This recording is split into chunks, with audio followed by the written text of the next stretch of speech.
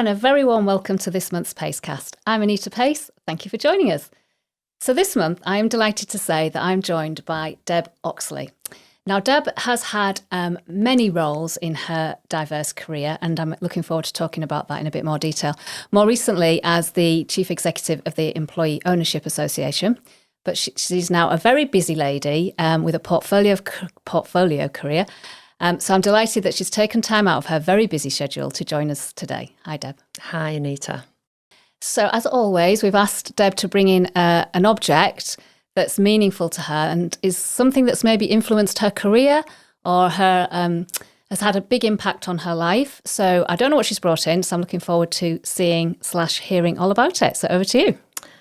So again, like lots of your guests, what a difficult thing to do, because I could have brought lots of things. So I went into the loft and dusted this off, which is my memories of doing my first London Marathon.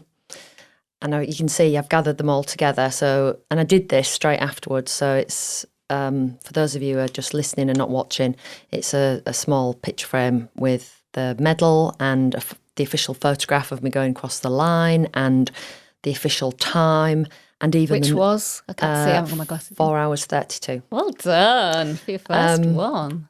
And I also brought a second item because it relates very strongly to it, which is the second time I did the marathon, which was in 2011, because I beat my earlier time by 5 minutes. And yet I was 13 years older.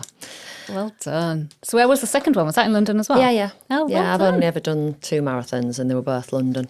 So, yeah. And why I brought it in, well, first of all, because I'm really proud of doing it. But when I reflected, thinking about today, I suddenly realised that everything about that experience is part of me. So the reason I even entered was because somebody close to me at the time said, "You'll never do a marathon." Oh, so that spurred you on. Yeah. So that was the sort of red rag to the bull moment. And then I thought, do you know what? That's much of my career has been like that. Then I think back to how disciplined I had to be. Mm. So my son was 8 months old when I did the first marathon. And I can remember I was breastfeeding him for the first 5 months. And I got my entry when I was still feeding him. So I was really disciplined. And I found it really hard, the training. I don't think I'd ever ran past about 6 miles at that point. Yeah. And I cried a lot and I wanted to give up lots and I never did. And the London Marathon certainly, well, still is. I know it changed because of the pandemic, but it's held in April. So most of your training would have been done in the winter months as well. Yeah. So there were lots of long runs on a Sunday during the day, but there were lots of evening runs as well. And I remember I made a big mistake in my training, but it taught me a really important lesson, which meant when it came to the day, I did it. I didn't hit the wall and I did it in more or less the time I'd set myself, which was 4 hours 30. And and I just thought, gosh, that reflects a lot of me, I think, and the way my career has evolved. The only difference with this was I did have a plan to run the marathon. I don't think my career has been planned. Even though it's been hugely successful to date. Yeah, opportunistic, I would say, rather than planned. I was thinking about what's the analogy. It's a bit like crazy paving, my career. Yeah. So let's, we'll talk about your career and the success you've had and where you are today. But let's dial it right back to the beginning, because you said that this picture, and thank you for bringing it in, it's clearly important to you. Why is it in the loft, by the way? Why is it not proudly on display? Because when we moved house the last time, which was 12 years ago, I discovered there were lots of things in the loft that we must have just put up there temporarily that never made their way down. So this weekend I'm going to be going back into the loft, and this one is now staying down. So I'll pop it in my office at home. Yeah, so it should. So you said that this symbolises your character, a lot of it. So let's talk about that and your early life and the influences on your life in your parents' role and how you became the successful businesswoman you are today. Gosh, it's really hard to do, isn't it? Because I'm not a psychotherapist, but so I had a very humble start in life. Mum and dad myself and my brother. My brother's 10 years older than me, so I did feel like I grew up as an only child, really. Dad was a lorry driver. Mum worked at the hospital in an admin role.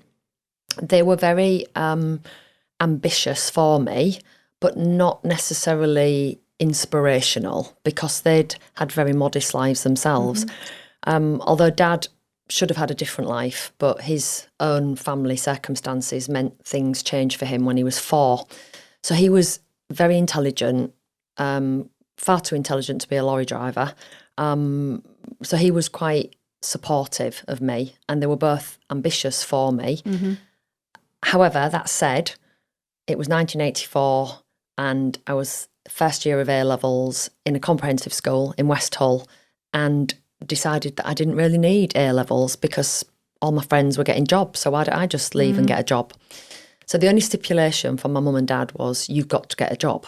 You can't not have a job and live in this house. And did they indicate what sort of job they wanted you to No. have, or was it any job? It was any job. Right. They didn't care. So give you a little bit of they were supportive of me, but not necessarily inspirational. So I remember doing my A-levels, and you had time in your diary to fill up. And my mum's response was, well, I think you should learn to type, because if it all goes wrong, you can be a secretary. And I've always remembered that. And it was really funny, last week I was at business day and listening to one of the managing directors or chief executives from Betty's, who said exactly the same, which just made me smile, because at the time I remember thinking it's not very aspirational for me to want to just be a secretary. Not that there's anything wrong with Not there's anything wrong with being a secretary, but at the time it was the way my mum positioned it. I was doing economics, English literature, and English language, and she wanted me to learn to type in case it all went wrong. But now I'm a touch typist. Exactly. So and it's funnily brilliant. enough, we had typing as a subject at my school that I went to, and I chose it because I thought at the time I was going to go into journalism. I don't know why I thought that, but anyway. And I just thought it was going to be a useful thing to be able to type.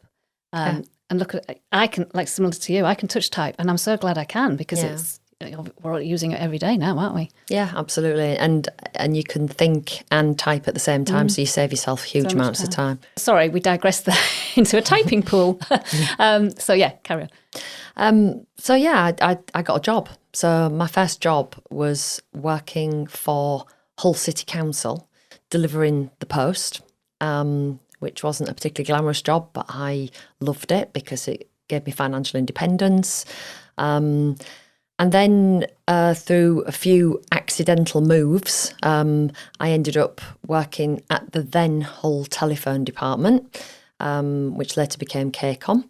And then through a series of just fortunate opportunities, ended up doing a range of different jobs, which were loosely around marketing, communications, product management.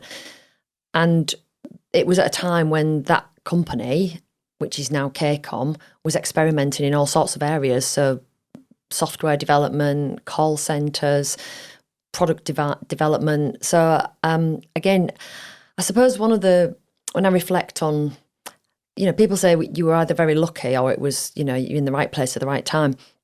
I think probably my childhood, and I don't know why this was the case, but I've always had this view of every experience is worth doing. So I think my children now smile when I say this, because I give them this bit of advice. Don't say why not. Say, don't say what if. Say why not. Don't say, oh, what if it doesn't work? What if I'm no good? What if people don't like me? What if I can't do it? What's the worst that can happen? Just give it a try.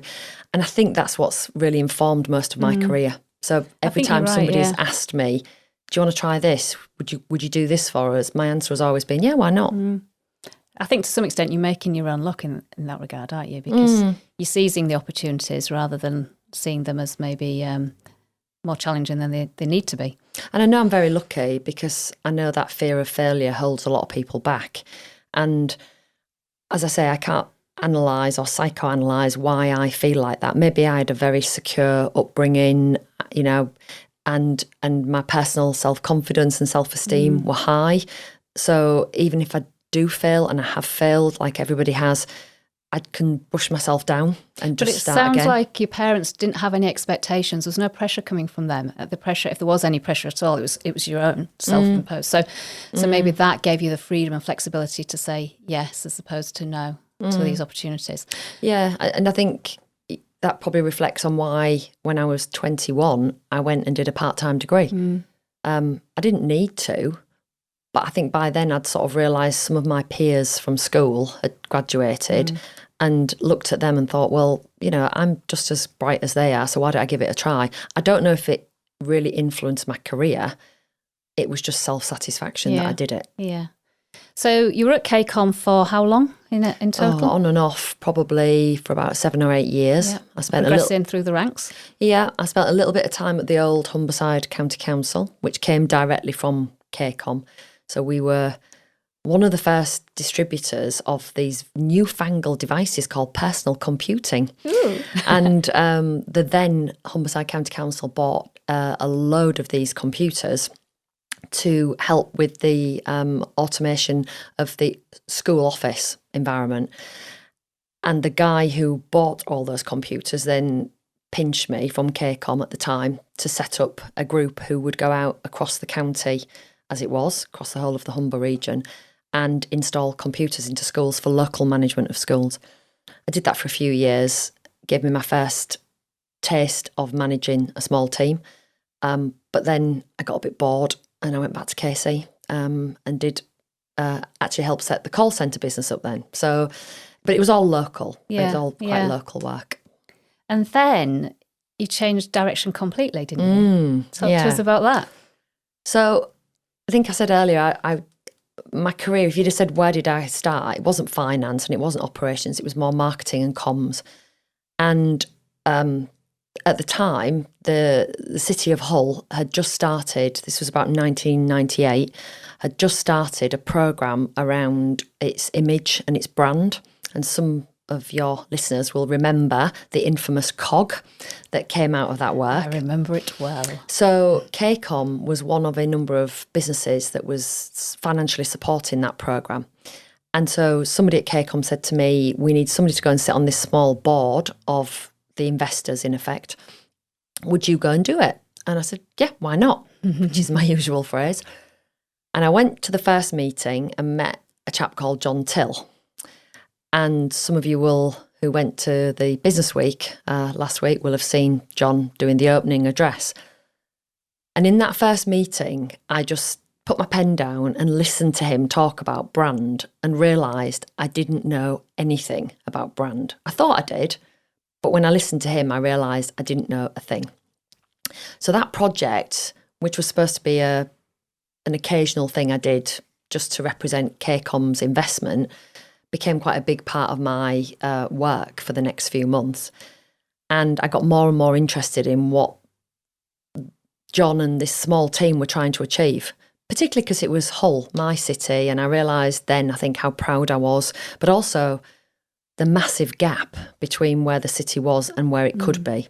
And this was a project to change people's perception of the image of the city, wasn't it? Yeah, it was. I mean, it was called City Image, but it was a partner organisation to City Build, which was the physical regeneration and development of the city. So the two projects ran hand in hand. So it wasn't just about image, but you're right, it started with a big piece of perception research, which basically said people outside of Hull don't think about Hull. They don't have a negative view. They just don't think about it. Why would they think about it? So, which was ironic because everybody in Hull thought Hull had a negative image with people outside the area. So this programme of work was starting a big sort of engagement internally and externally. And then after about 4 or 5 months, I met John for a coffee one day and he slid across the table a magazine which was open on a particular page for appointments, and it was a job advert for City Image. And he just said to me, have you seen this? And I hadn't. And he said, do you not want to apply for it? And I said, well, I could do. And then we talked about what that would look like in terms of the job. And by the end of that coffee, I'd already decided I was going to apply for the job, and I got it. And then I spent arguably one of the best periods of my life, working with John and a few other colleagues in City Image. And it was a public-private partnership. So we had government funding through the local authorities and also through Yorkshire Forward, the RDA at the time. And we had private sector funding through the bondholders, which we started to develop more as a membership. And we had loads of flexibility to do things, and everybody wanted the same outcome, which was a better reputation for the city and the city region as it grew. And it was just an amazing 6 years, actually. Amazing. And what happened to City Image then? Because it came to an end after 6 years? It did, yeah. There was a change of administration in the council. There was a change of leadership. A new chief exec came in. It was also a time when the regeneration funding regime had started to change. So there was this view, I think, from the council in particular, that they could bring City Build and City Image together. And that's exactly what they did. So John left. I was asked if I wanted to stay and take over, but I decided not to. And I would have been working within City Build. But what I did do is I went and set up a small consultancy with John, because in the previous 3 years, we'd started to be contacted by other cities across the UK who were really intrigued, particularly with the bondholder scheme, and how would we manage to get businesses to step into almost a place leadership role. And so John and I, together and independently, and other colleagues, had gone to different parts of the UK and given presentations. So we suddenly realised that this was a growing phenomenon, and lots of city regions and towns were interested in bringing together the public sector behind a place narrative and really helping the place to reposition itself, either as a place to do business, to live, to work, study and play. You know, that old adage. So John and I left and set up a small consultancy to do that. And again, I felt blessed because it was an amazing time. It was fantastic opportunity to travel around the country. I spent lots of time away from home, and I was blessed with 2 children who were really quite independent. So, and a daughter, must be said, if she's listening, who took on the pseudo role of mum to her younger brother. And we had a great time. So were you in partnership with John then? Yeah, it was a limited company, right. And we both set it up as shareholders. Yeah. And we grew it, and we had, I think it wasn't a massive business. I think we had 6 or 7 people working for us at one point. And it was all going brilliantly well until 2008 when the crash happened. And actually it wasn't 2008. It took 2 years for it to seep through to us. But it was also probably the biggest lesson that I've learned in business, which was don't put all your eggs in one basket. Right. Because all of our clients were public sector. All of the public sector money dried up. And it was... our proposition hadn't changed, but we just were in with the wrong client base at the time. So it was a really, really difficult time. John, to give him his due, managed to persevere, and the business has prospered since then.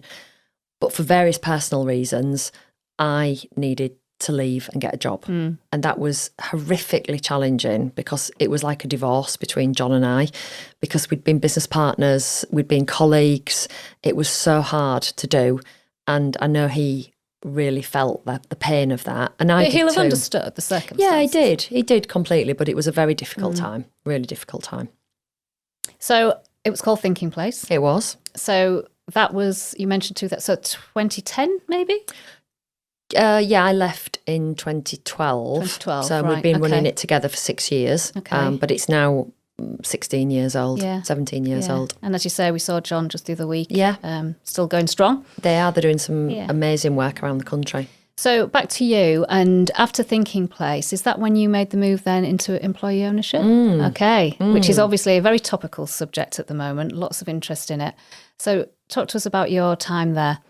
So that started because I kept in contact with a few colleagues from the City Image days, and one of them was a partner from KPMG. And he and I had a coffee one day, and he told me that he was taking up this new role at an organisation called the Employee Ownership Association, that it was a membership organisation and that he really wanted somebody to come along with him to help.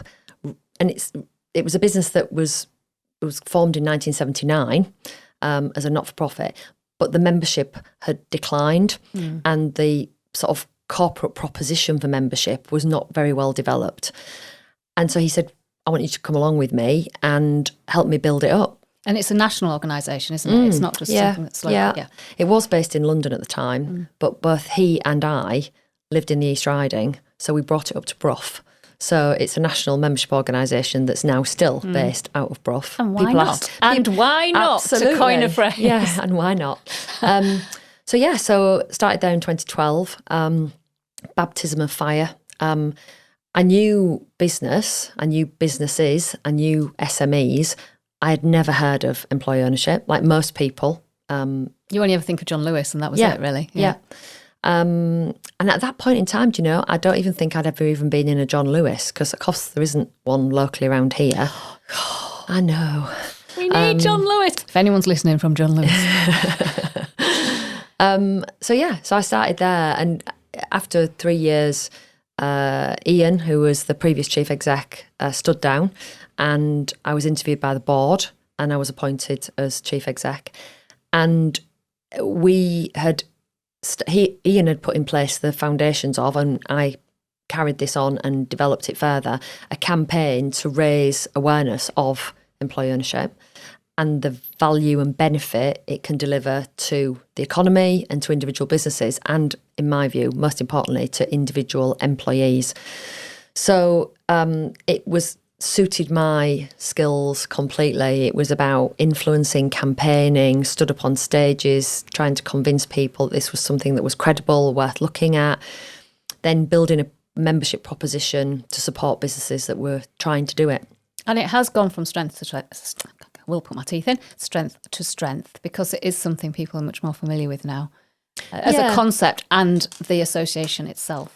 Yeah, and I also think it's of its time. So the essence of it is, yes, it's a change of ownership within a business. So, and fortunately, the description says what it does on the tin. It's employee ownership. So it's businesses that are owned either minority or majority by employees, normally through a trust structure. So all the beneficiaries of the trust are the employees, or it can be with direct shares. So that's what it is. But the reason I say it's of its time is because it's about reducing levels of income and wealth inequality in society. It's increasing levels of employee engagement and well-being in the workplace. And for the younger generations coming through into work now, it's a much more purpose-driven approach to running a business. So it's about how can that business support a wider group of stakeholders rather than just the founders or the shareholders in the case of a PLC. So I think its time is now. And, you know, when I started with the organisation back in 2012, it was just predated the government bringing in some tax incentives to support businesses and owners to move to employee ownership. Well, they still exist. So that in itself is a very attractive proposition. But really, the businesses that make the most of this are not doing it for that tax reason. They're doing it because they want to plan their succession. So rather than a trade sale or a management buyout, they want to see that business perpetuate and the legacy continue. And again, from a government perspective now, the levelling up agenda, which is about trying to develop regional economies, it's a fabulous way of rooting businesses. I was just going to say, and retaining people. Yeah, absolutely. For sure. So it's clearly something you're passionate about, and you rightly so are passionate about it. And I know you're still involved to some degree, because I'm going to come on to your current portfolio career in a second. So why did you step away from the EOA, and when was that? So I stepped away last year, last March. That was March 2022. I'd been there 10 years. I knew that the next stage of the business needed something which is not a skill of mine, which is digital and digital transformation, and a whole complete change of the offer, really, in terms of how the services are delivered. The business was also growing, and I hadn't sort of fallen out of love at any level with employee ownership, but I did recognise, in much the same way businesses that become employee owned recognise, that I was just a custodian for a moment in time. And there was a team of people there who were quite ambitious to take it to the next level. I knew that if it had been me as the chief exec, I would have had to have brought somebody in who knew about digital and transformation. And I didn't feel fully equipped to actually manage that process or even find the right person. I also turned 55 in the January, and I thought, if I'm going to do some other stuff, I want to do some other stuff whilst I've still got the energy and the interest. So why not? And we'd been through COVID. It'd been a really difficult time. The whole team were amazing because we just, like many businesses, pivoted to online, not just working from home, but delivering a membership proposition for 500 businesses across the UK online. And I was quite exhausted, if I'm being honest. So yeah, those are all the reasons why. And did you know at that point what you were going to do next, or did you just want to take some time out? I didn't really. I knew I wanted to stay working with businesses. Yeah. The process. You've been doing a lot of travelling as well, so was it an opportunity to maybe stay a bit closer to home? Or? No, because I like travel. Okay. It excites me and it interests me. I didn't know what I was going to do, but I knew I was going to do something with business. I'm now passionate about responsible business and how businesses can be a force for good. And I thought, I've probably learnt quite a bit. I could probably share some of that. And then opportunities started to drip through.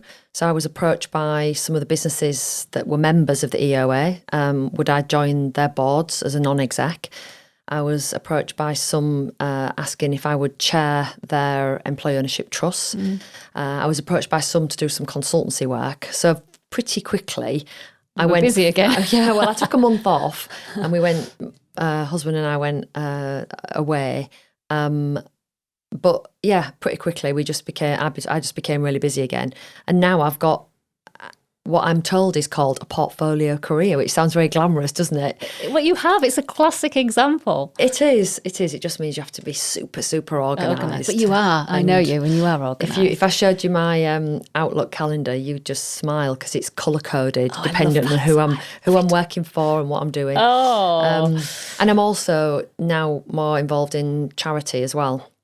So I have been a trustee of Cat Zero for 4.5 years. Did you just want to quickly explain what Cat Zero is for those people who don't know? Cat Zero is a local charity, works across the Humber region, works with mainly young people and their families, but occasionally with other groups like vets and young children, to deliver lasting personal change. So it's to help people who maybe have never yet stepped onto the employment ladder. And it's not about dressing them in nice outfits and giving them techniques for CV writing, although we do some of that. It's about dealing with some of their deep-rooted challenges that have caused them never to be able to get that first step on the ladder. So I'm very passionate about it. It's helping young people in this region who I think have had a bit of a difficult start in life. So I became a trustee 4.5 years ago. You're going to say 24 and a half years ago. No. Jeez. 4.5 years ago. And then Jim Dick, who many people will know, stepped down. He was the founder, or one of the 3 founders, as chair in the end of last year. And the trustees asked me to take over as chair. Well, they manoeuvred me into it, actually. But yeah. A bit like John Till with his magazine on the table. Yes. Yeah. Well, I remember we had a brainstorming session for who might join the board as trustees and who we might want as our chair. And I was at the front, as I usually am, with a pen and the flip chart, and we're writing down all the traits of our next chair. And then we're writing a long list and a short list of names of people we know. And we got to the end of the list, and I looked round at them all, and they said, "Well, there's a name missing off there, isn't there?" I said, "Who?" And then I saw them all look at me, and I was like, "Really?" And they said, "Why not?" And I said, "Why not?" Yeah. So I'm doing that as well, which is really rewarding. and helping the organisation hopefully grow sustainably over the next 15 years. And there's one thing you haven't mentioned, which is that you're also the Deputy Lieutenant for the Easter Riding. One of. Sorry, how many are there? Is it 3? 2? No. So each lieutenancy area. Is it lieutenant or lieutenant? Because lieutenant. I say lieutenant, but then I thought I was. So it is lieutenant. Yeah. Okay, so each Lord Lieutenant, and ours is Jim Dick, has a Vice Lieutenant, and that's Christopher Outred. Again, other people will know him. And then there are a group of deputies. And I think each lieutenancy area can have up to about 30 or 40 even. Oh, I see. So I am one of, I think, about 16 or 17 across the East Riding, which, is a huge privilege and something that I'm quite humbled by. A girl from Hull who didn't go to university, who's ended up with a DL after a name, which people ask me, what is that? So, size of envelope, isn't it? Yes. A5, A4, it could be anything, couldn't it? And in your role as Deputy Lieutenant, have you had any specific jobs to do since you've had that? Yeah. Well, the lieutenancy is there to represent the monarch in each area. So at key moments in time, like on Remembrance Sunday, there's many villages and towns will ask for the lieutenancy to be represented. Right. So you are there representing the monarch, which is quite it's quite humbling because very grand. When you go to these events, you're there and you are normally the most senior person. So I've had the pleasure for the last 2 years since I was appointed of going to Heddon and on Remembrance Sunday and laying the wreath at the service there, which is amazing. I've opened a flower festival in Hessel, and from time to time the Lieutenancy Office will contact us and say, would you be available for this event or whatever. And do you get, as part of the role, do you get invited to royal events? I haven't been invited to any royal events yet, no. Jim, of course, was present for celebrations for the Platinum Jubilee, the Queen's funeral and the coronation. So, as I said to him the other week, on his watch, he's had all the big ticket celebrations and commemorations, should I say. Yeah. So I haven't been invited to anything as yet, and it's not probably for us to be invited, if I'm being honest. It's more about recognising people in the community and businesses. So the King's Award, as it is now, the King's Award programme is something that I work with a small group of other DLs on to make sure local businesses know about that award. There's an equivalent for the voluntary sector. And then you've got the honours system as well. So, which I was going to ask. So talking about letters after your name, Mrs. Oxley, there are 3 other letters after your name before the DL. Do you want to tell everybody what they are? That's OBE. OBE, well done. As I said recently to somebody else, when I was awarded it, somebody said, well, you know what that stands for, don't you? Others' bloody efforts. As opposed to an MBE, which is my bloody efforts. I've not heard that before. So, that was a huge, huge surprise, literally a surprise, because the envelope just arrives through the post. And you're sworn to secrecy, aren't you, for a period of time? Yeah, my husband and I had great fun with that. Yeah. So we weren't allowed to tell anybody. I did actually tell the team. And the reason I told the team is because I've always thought that wasn't for me, it was for them. So what was the honour for, do you know? Obviously it was an OBE, but it was for employee ownership. Right. And social enterprise for some reason. That's what the actual award said. So, that arrived through the post in about, I think it must have been October time. And you're asked, the opening line says something like, it's from the Queen, as it was at the time. I have been recommended by the Prime Minister to award you. And I literally I was in the kitchen on my own. I'd been away with work. I picked up the post. I opened this very grand envelope and I had to read it about 5 times before it actually sunk in what it was. We drank a bottle of champagne that night. Too bloody right. In the kitchen, and then realised we weren't allowed to tell anybody. And And then, that was awarded for employee ownership. I think it came off the back of the team. We delivered a big piece of research. It was a group of hearings across the country, which was called the Ownership Effect Inquiry. And the results of that was the Ownership Dividend Report, which was evidence about the impact of employee ownership. We then used that to influence others. So we influenced the intermediary groups of professional advisors and the banks, politicians, the media. So I'm sure it was awarded for that. It just said employee ownership and social enterprise. And the reason I told the team is because that was a team effort, and yes, I got it, but it was the team that together we got that.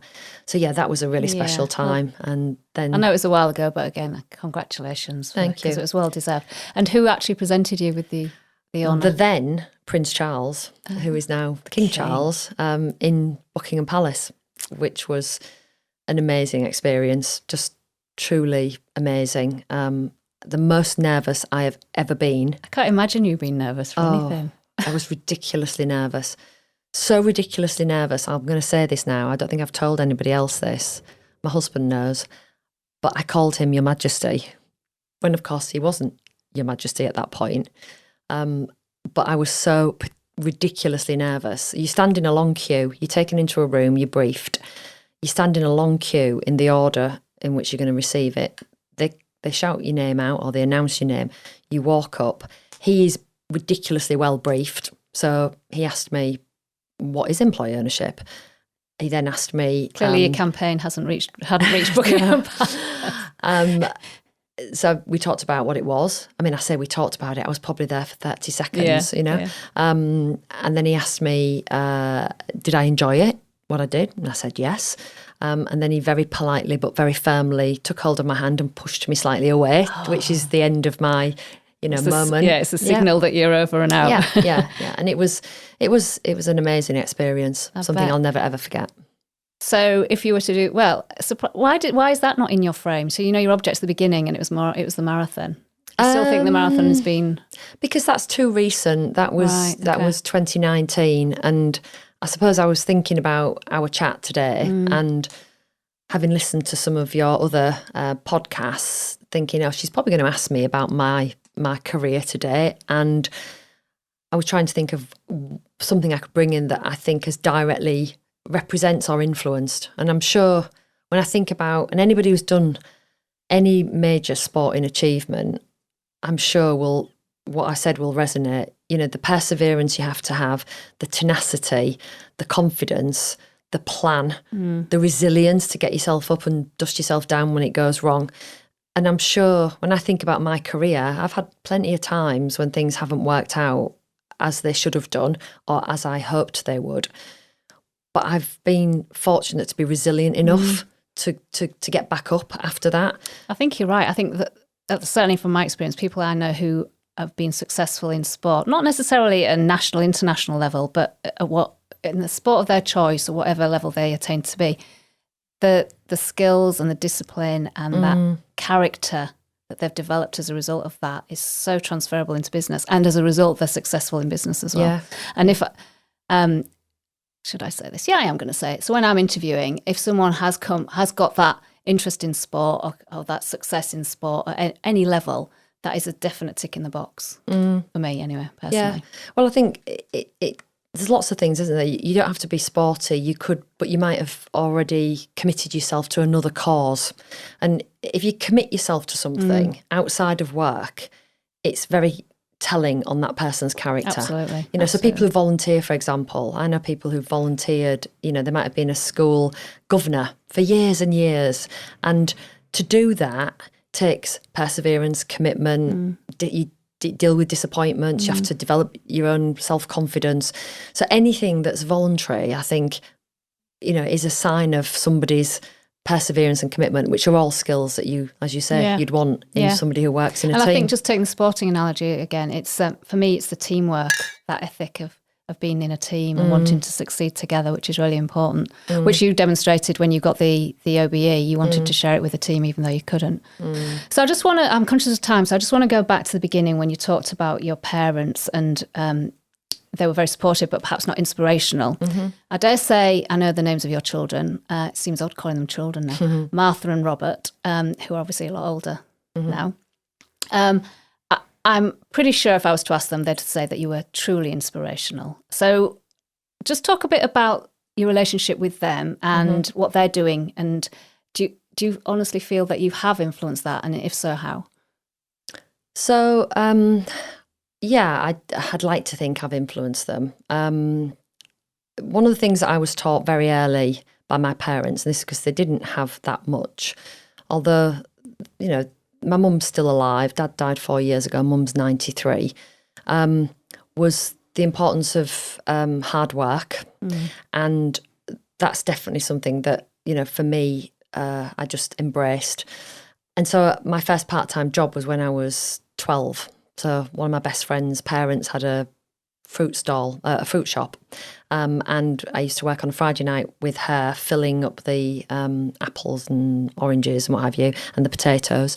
And then on a Saturday, when the shop was opened, we'd keep replenishing.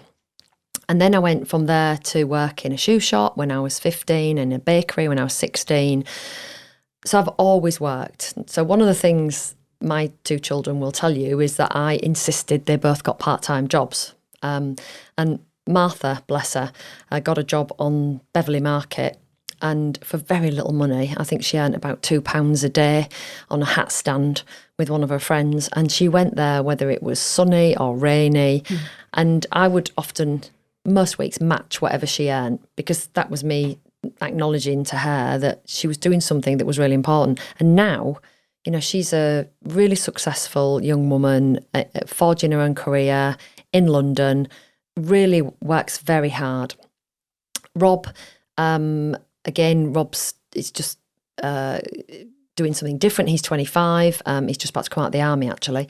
But again, always worked hard, not as committed to academia as his sister, but always put his heart and soul into everything. And ironically, they both now run as well. Now, their dad is a runner, so they've obviously inherited that from him. And I started running when we first met.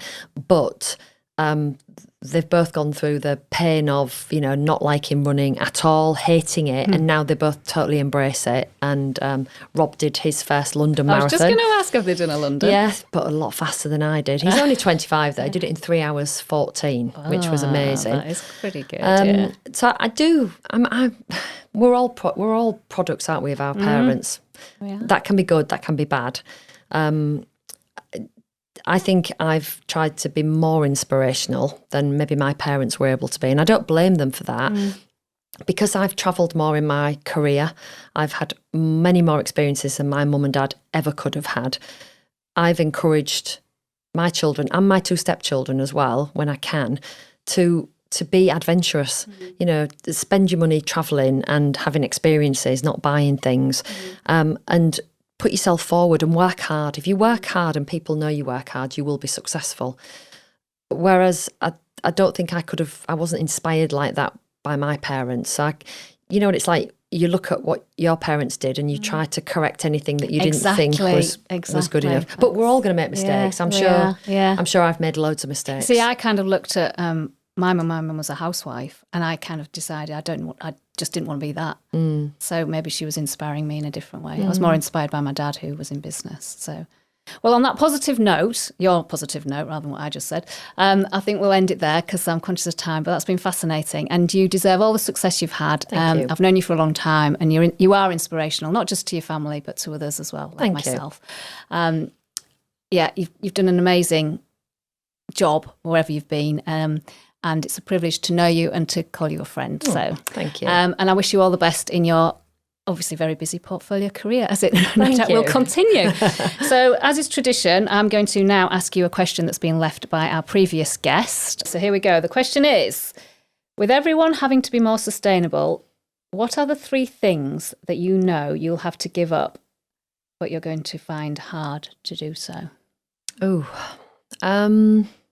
Well, I presume the question is about environmental sustainability. Yes, I think that's where he was coming from. Okay, so if you stick to that, because I could say sustainability is about more than just environment, but let's not go there. Well, I've already given up a diesel car, so I've got an electric car. And how are you finding that? I absolutely love it. It's a bit scary. I was going to say, don't you have that anxiety? Oh, no, I don't have that anxiety. I think that's ridiculous that people have that. Well, first of all, anybody who's got an electric car will have a charging point at home. Yes, you need to plan your journey, but it's dead easy to do. The car even tells you, most electric cars, if you've got a sat-nav, which they all have, it tells you you're going to have to stop, and you just need to plan better. But you have to, my husband's going, you have to queue, or you're just hoping that the charger's going to be free when you get there. Yeah, but, we're all trying to get everywhere so fast, aren't we? So I've given up the other car. I absolutely wouldn't go back now. Okay. I'll stick to an electric car. Thank you very much. I've already rebalanced my diet, so I eat quite a lot of plant-based stuff and no dairy, but that's because of IBS and other things.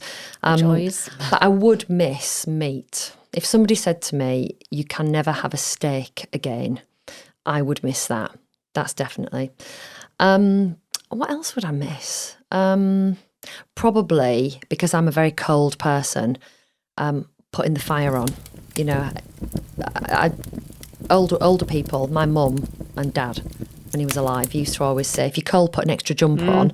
And of course, I have said that to my children, but there's nothing nicer, is it, than cranking on the fire on a really cold night. Yeah. And I can imagine at some point, gas fires, for example, will be a thing of the past. Will be a thing of the past. So yeah, I'd probably miss a steak. I'd miss turning on the fire when I need to. Oh, the last thing, I know this is but we've already done the car. Doesn't really count. So that doesn't count. Travel. So my husband is passionate about environmental sustainability, decarbonisation, etc. And he keeps trying to encourage us to do less air travel, to the extent they bought me a book at Christmas about how we can travel from home all around Europe by train. And he wants us to start doing that. And how are you feeling about that? Well, that's fine. But, in the next 10 years, I'd like to go for a big trip to Canada, and I'd like to go to India, and I'd like to go down to Australia and New Zealand. Well, good luck. Yeah, we're going to have to fly. Train. So, yeah, I think probably travel is one of the big things that I would miss if I had to really substantially cut back on air travel. Yeah, I think I concur with that one. Anyway, good. Right. Well, thank you for that. It's okay. I look forward to seeing what your question's going to be for our next guest next month. But thanks again, Deb. It's been a joy to see you on this glorious sunny day, and I hope you've got a great afternoon planned and you can make the most of the sunshine. Thanks, Anita. So that's it for this month. As always, we'd love to hear from you. So please do get in touch via our normal social media channels, and I look forward to talking to you again next month. Thank you, and bye-bye.